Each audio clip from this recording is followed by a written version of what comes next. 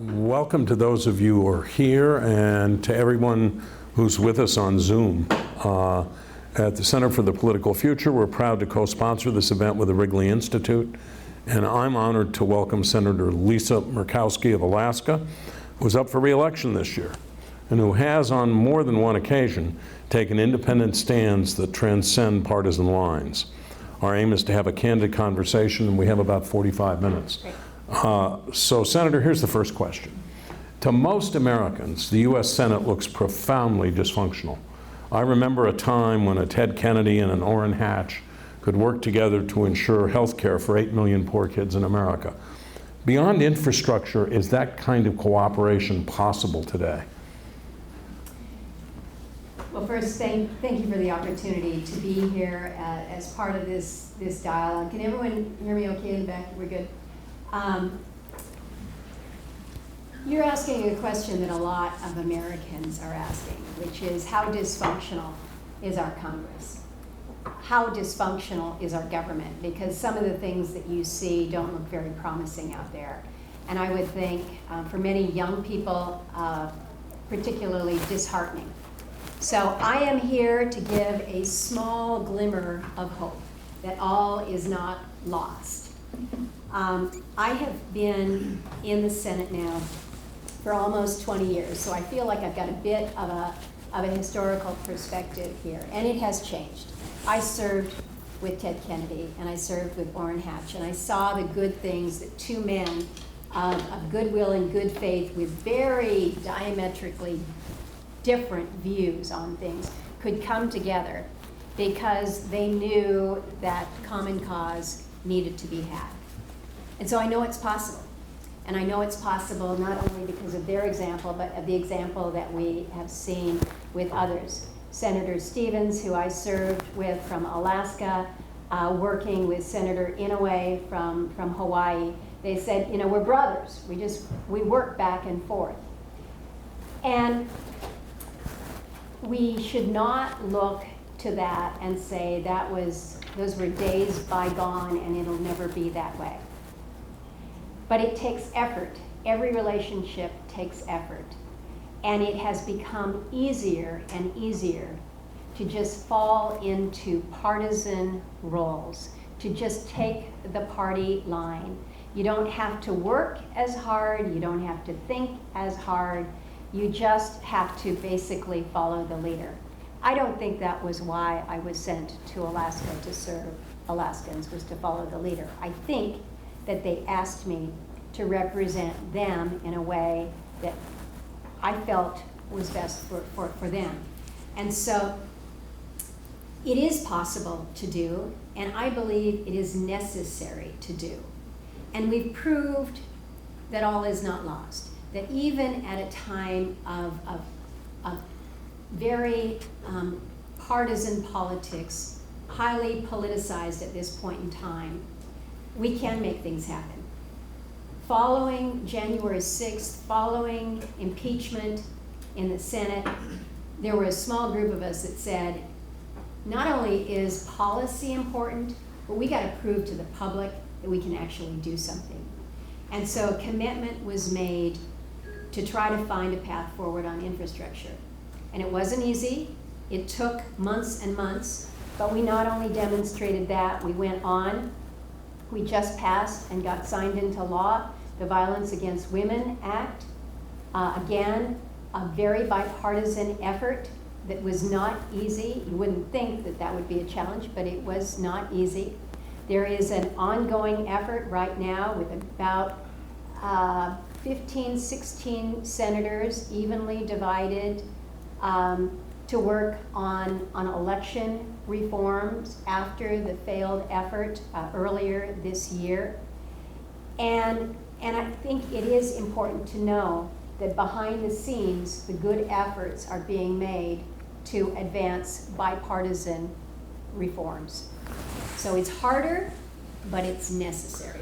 Do party primaries impede this? Yes. Make it more difficult? Absolutely they do. Absolutely they do, because what we have seen through our primary system is those on the far right and those on the far left in your party primaries are the ones that are really making things happen. They're getting organized, they've got the resources, and the poll then is for the candidate to go as far to either side as they can to gain the endorsement of their party. And they make it through the party primary, and then the electorate looks at that and says, well, I don't like either one of them. You've given me the extremes on either side. Where's the representation in the middle? Where's my voice heard? So I'm not a big fan of closed primaries, and Alaska actually did something about this in the last election. By referendum, we got rid of our closed primary. We will have what's called an open or a jungle primary, which is any name that anybody that's filed for the United States Senate can put their name on the ballot, and the top 4 names will then advance to the general election in August. And then in the general, there will be a ranking. So it's called ranked choice voting. You will rank those individuals. My hope is that what this will do is it will not only free the lawmakers up who are elected to realize I don't have to just focus on this party base. My responsibility is to this whole electorate, because it was this bigger group that got me elected, not the party. So you won't have to have Murkowski pencils that people carry to the ballot to write in a name. No write-ins this year, which is a fine thing. We had to do that in 2010. I was taken out in a party primary. In a party primary, I was beaten by a Tea Party candidate because I was deemed to be too moderate. I didn't toe the party line often enough, and the Tea Party candidate gained advantage. And what was interesting was the response from the electorate, who said, well, wait, there was only like 14% of the electorate that said, this is whose name is going to be on the ballot. We want a say in this. And I said, well, there's not really a process for that. And they said, well, we're writing you in anyway, so you can either join us in allowing that to happen. So I had to teach everybody how to spell Murkowski. And you couldn't bring a pencil into the booth, because we actually thought about that. That's what Strom Thurmond did back in 1952, and he's the last person that was successful with a write-in. But it was a lesson to Alaskans that if you really want a say in who is representing you, you can go outside that party structure system. It's very unconventional, it's not easy, but it can be done. Yeah, you do seem to be one of the relatively few independent voices in the Senate. Where do you envision the GOP heading if the party takes back both the House and the Senate in November 2022? And the follow-up to that would be, what policy priorities should the party focus on in the next Congress if they take power? Well, you will once again hear me saying some things that make you think, boy, she's not a very hardcore Republican. I think that regardless of whether it's the Republicans that take control or the Democrats that have control, they need to be focusing on the things that people in this country are really concerned about right now. I don't know about you, but everybody back home in Alaska are talking about the high price of everything. You're paying a little bit more for fuel here than just about anywhere else I've seen, and I come from a place where we have the highest energy costs in the country. And so, what are we doing about inflation? What are we doing about our debt? What are young people, I know as I'm talking to young people, it's like, for heaven's sakes, the debt that we come out of school with and our opportunities for participation in the workplace. So I think we should be focusing again in these areas that the country is engaged with. We spend a lot of time sending serious messages, but not necessarily enacting some policy. So I think we're going to see a situation where the House, in my view, will flip. I think we're going to see the Republicans take control of the House. Right now, if I I have to put money on what happens in the Senate, I'm saying it's probably a 50-50 shot that Republicans would take that. But think about what happens when you have a little bit divided government. All of a sudden, it kind of forces you maybe to work together a little bit. The House and the Senate are going to have to work together to get some things done, instead of what you're seeing right now with all the House, Senate, and the White House all held by Democrats. It's kind of the push is to get as much as we possibly can on our own while we still have this moment of total control. But remember, you don't have total control when you are in a 50-50 Senate and in a House where you are so closely divided. You better be able to count every single person and count them twice if you think that you're going to govern that way. But think about what that means. If everything has been advanced on a partisan basis, don't you think that the Republicans are going to spend every minute of their time in their next leadership trying to undo what has just been done by the other party? And so if we're looking for clear policy directives that business leaders can rely on, that industry can rely on, we all want to build out, do more, but if the policy signals are confused because you think it's just going to be this whiplash from one administration to another, we're not going to be growing our country in the manner that we need to. Let me talk about one place where there's a deadlock that seems almost incomprehensible to me. We face the prospect or the possibility of another COVID spike, and the Republicans and the Democrats are deadlocked in terms of appropriating the funds to get ready in case the country, and by the way, Alaska tourism, get hit hard. When dealing with what is literally a life or death issue and potentially an economy killer, shouldn't there be some way for Republicans and Democrats to get together on this? Well, I'll give you a little bit of historical perspective there as I talk about how we might move forward. So this was right after the elections in 2020. Literally, we had not finished counting ballots in certain areas when there was discussion about what are we going to do, how we're going to respond. COVID is still just hitting us hard all over the country, unevenly, but in my state, we were really hit hard, and our economy was hurting. We needed more legislative relief.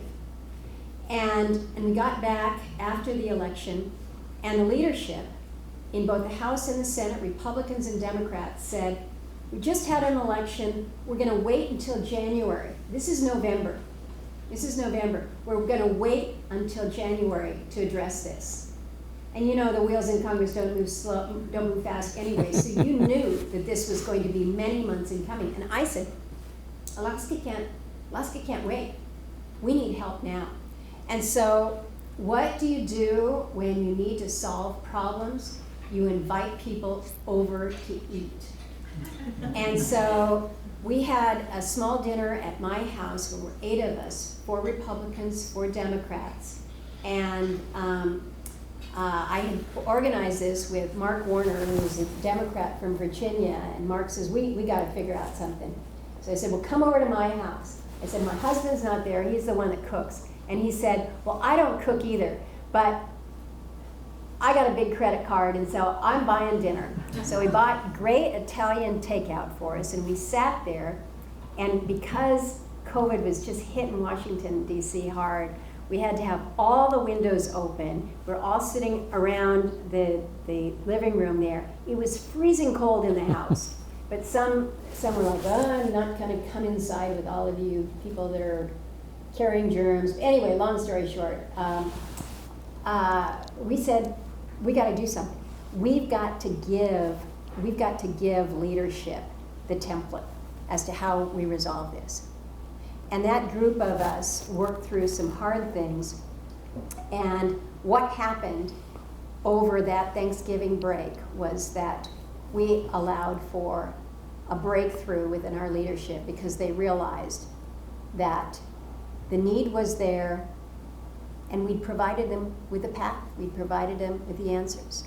So we're all hoping that we are on a better side with COVID, that we are not going to see an additional outbreak that will impact us from an economic perspective, and just from the perspective that we have all felt in terms of the isolation and all that has brought. But we will figure it out. I think it is important to know that fair accountings have been had, and we recognize that we've spent a lot, $1.9 trillion in just last year with regards to the COVID spending. So we want to make sure that there's some level of accountability, but at the end of the day, it's about responsibility that we have to Americans, wherever you are, when we're talking about public health and public safety. Let me turn to another top-of-mind issue. A lot of observers have been struck by the bitterness and partisanship of the Ketanji Brown Jackson confirmation hearings. How do you react to her nomination? And have we reached the point where Supreme Court confirmations will always involve an intensely partisan firefight? Again, this is where I come to the discussion from a little bit of a historical perspective, because when I first came in and we had Supreme Court nominees in front of us, the questions were tough and they were hard and they were probing, and there was some partisan divide, but it was not the intensity. It was not to the level that I think we have fallen in terms of how these individuals, everyone, regardless of whether you support them or not, you don't get to this stage where you are nominated by a president to be a United States Supreme Court justice without having pretty stellar credentials. You just don't. So to be probing in terms of their views and perspectives is absolutely appropriate, because we're selecting somebody to be one of nine in the third separate but equal branches of government. So this is a big deal. But I think it is discouraging beyond words to see how it's not even the Congress, because it's the Senate's role, this advice and consent role, how we have so politically charged these confirmation hearings. And it is a disservice to the men and women who will allow their names to be put forward and be considered. I met with Judge Jackson last week for our one-on-one. We sat down for about an hour and a half, and I was able to ask her just all kinds of random things. Like, I wanted to know, she's got 2 teenage daughters. Well, one's in college. Where do they want to be?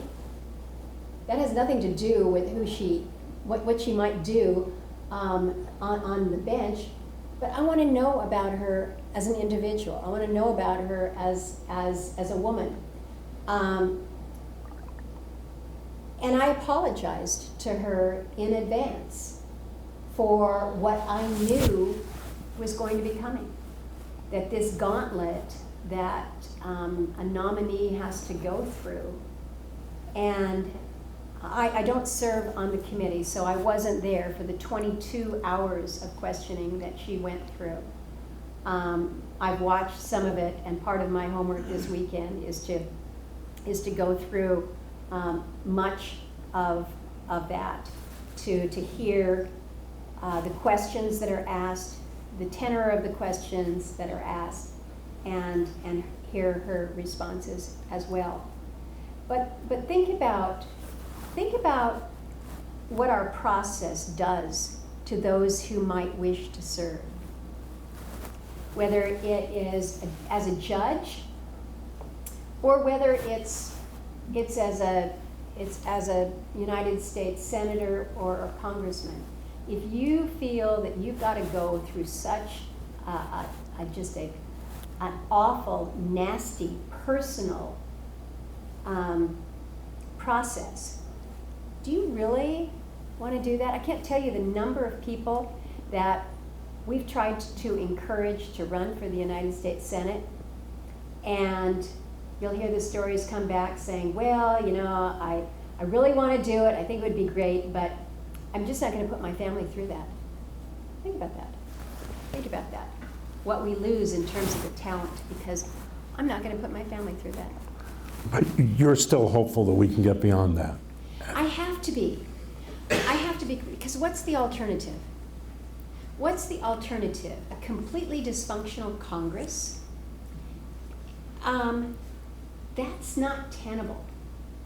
Because think about governance in a democracy. Think about governance in the United States of America, where we're strong because we have these three separate but equal branches of government.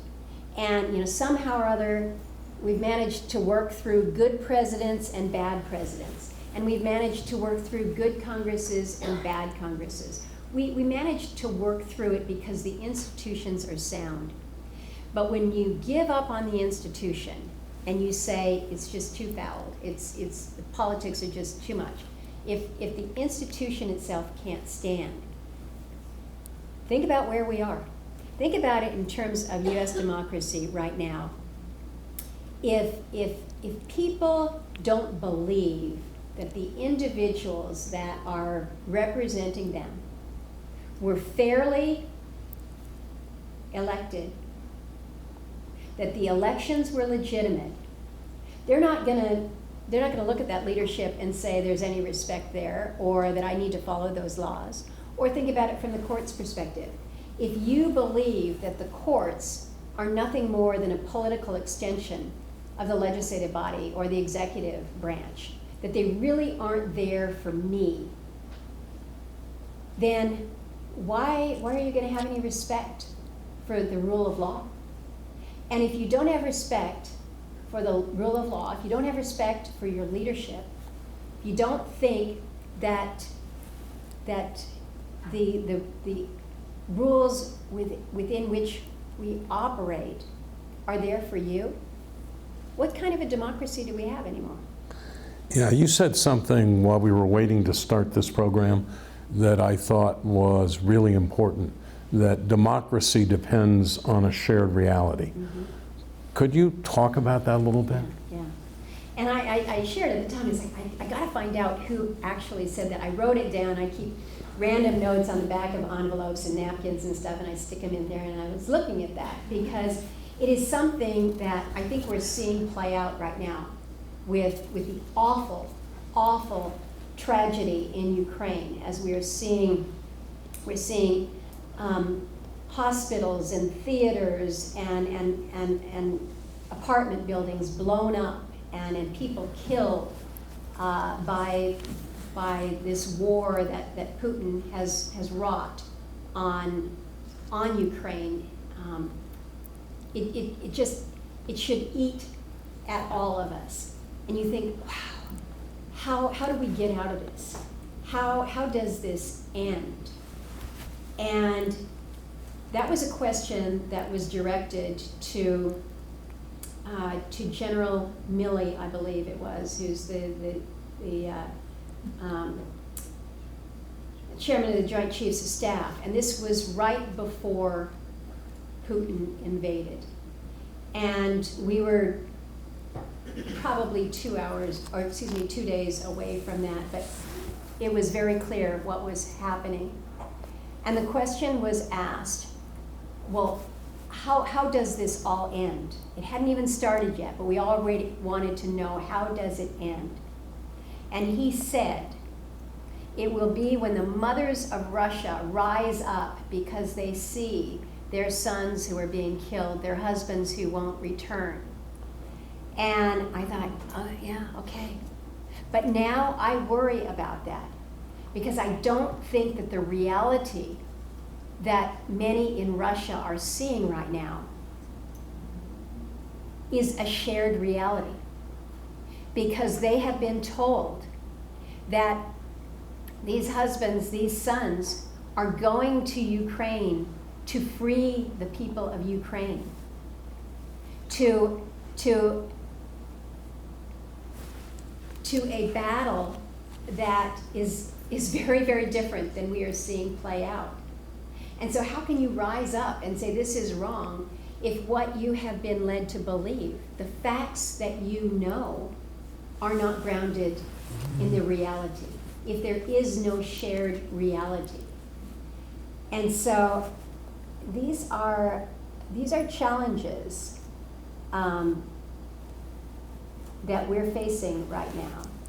And when we talk about, well, how do you find that shared reality?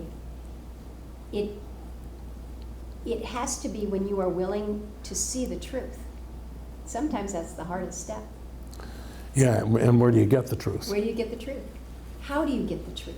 I mean, if you think about your Ukraine example, the Russians are saying, we're in there to fight Nazis. And the president of Ukraine is Jewish and has Holocaust victims in his family. So it's just complete fantasy, but it prevails. And I worry that we have fantasies here that prevail too. Well, I think you do. I mean, I take it back to last year, January 6th, where we had an attack on democracy. We had a mob of people who believed that an election had been stolen from them, and so they needed to stop. They needed to stop the certification of an election of our president. And so, is there shared reality there? I thought I knew what my role was there that day, that afternoon, was to certify the results of an election where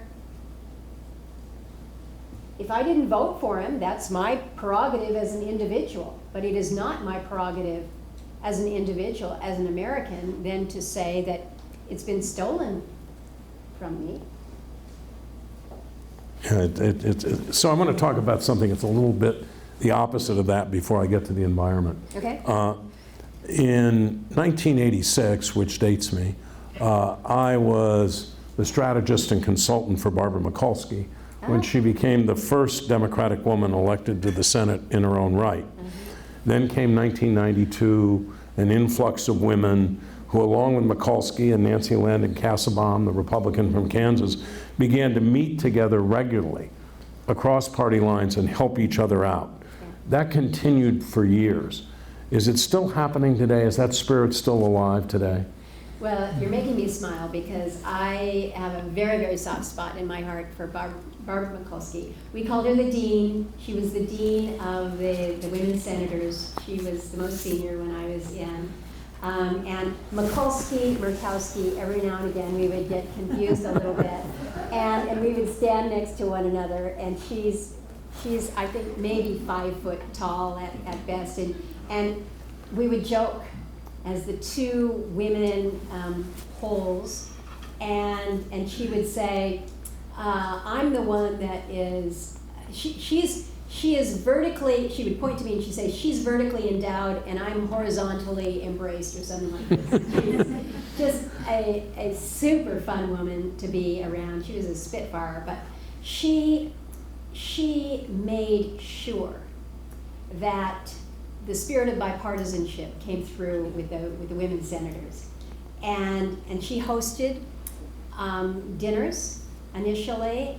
When at the beginning of every Congress, she would have a gathering in her hideaway so the women could get to know one another.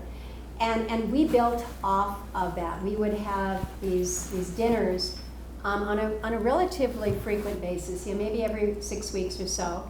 And sometimes one of the women senators would host at their house, or we would go to a restaurant, get a back room, and just talk. Just get to know one another. Sometimes we actually talked about specific issues. We worked on some legislation as it related to Burma and women in democracy, breast cancer. But a lot of times it was just talking about, so-and-so got a new dog, or how all the men in the Senate are just driving us crazy. Why can't they stick to a schedule? And if we were in charge, you would never have these dinner hours interrupted. But it built common ground.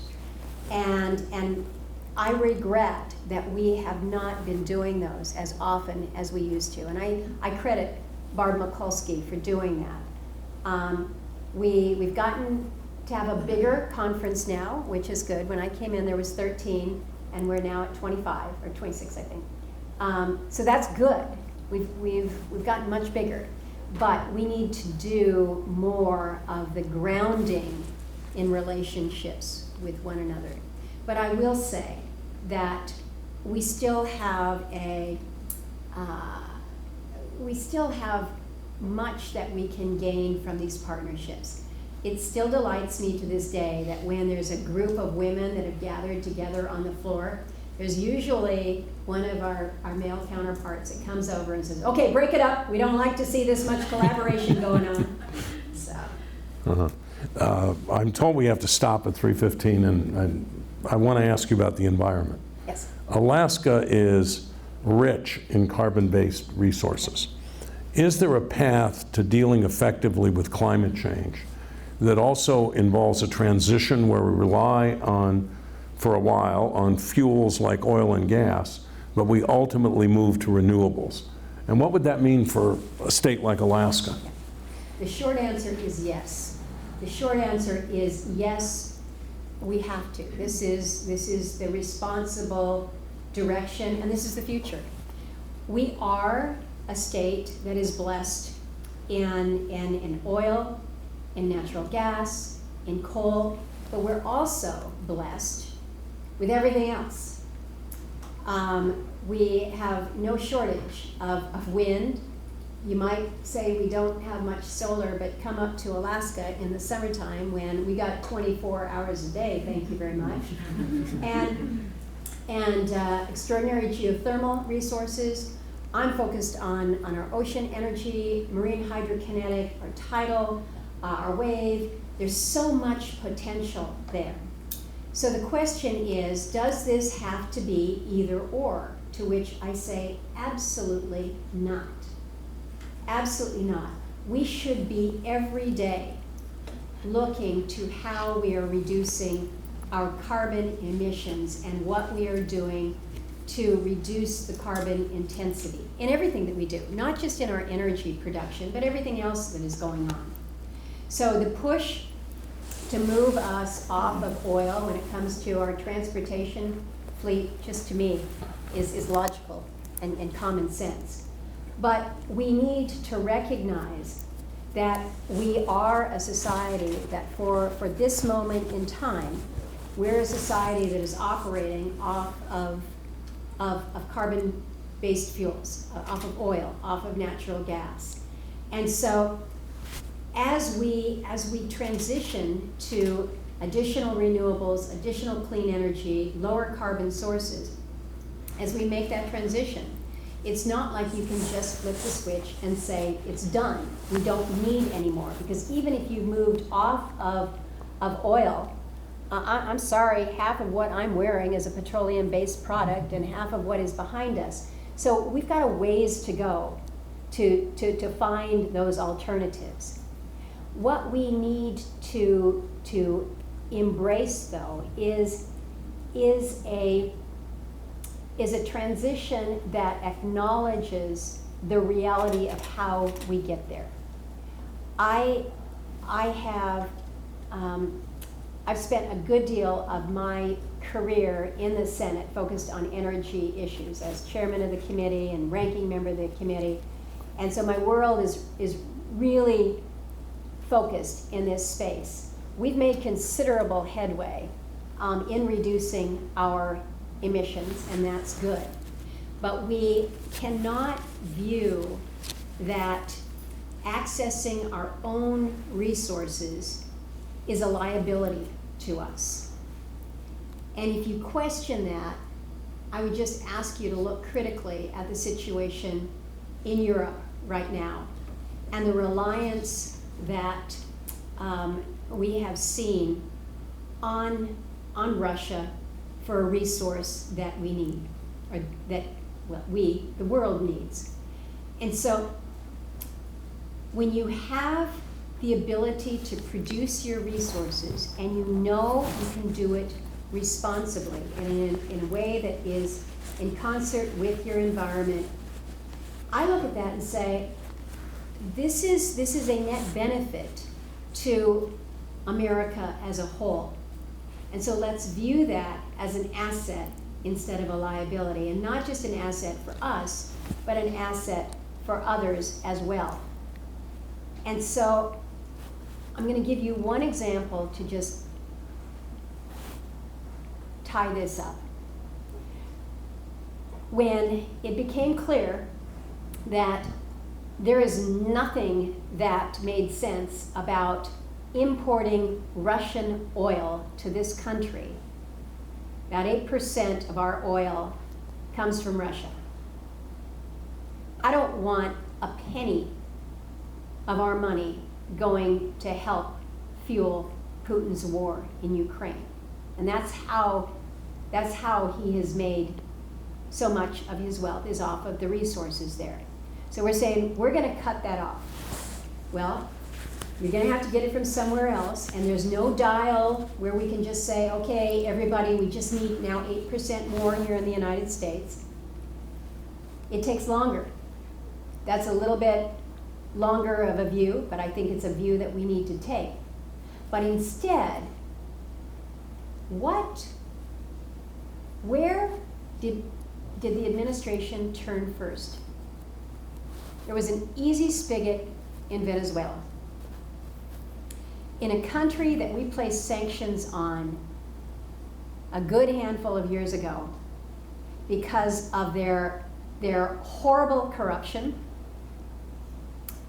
and a legacy of human rights abuses and environmental awfulness. I know that that's not a technical term. Mm-hmm. But here you've got an administration that is saying, we've run on the issue of climate change, and that's our initiative. And so we can't take our foot off the proverbial gas here. So we don't want to encourage more domestic production here. We're going to have to go somewhere else. So we're going to a country that we've sanctioned and who has the worst environmental track record when it comes to accessing oil. That to me is like, whoa, that is wrong. That is wrong. So we got to make some hard choices here. But I don't think they have to be hard if we allow for a transition that is honest and appreciates that you can't flip a switch to go from a carbon-based production to a renewable economy overnight.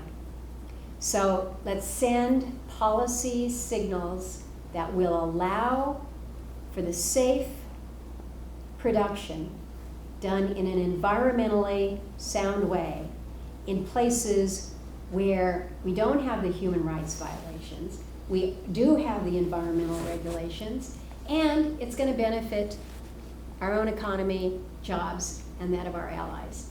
So it's an issue where it requires good, honest discussion rather than the rhetoric from both sides. It does not have to be an either-or proposition. I think the president just heard you because he's just done this deal with the Europeans. I think it's to supply $15 trillion worth of natural gas over, I mean, that means you're going to have to ramp up production here in this country. So it's a little after 3:15, and I promised that I would observe that time limit. I breached it slightly. I want to say this is one of the most interesting conversations we've had. And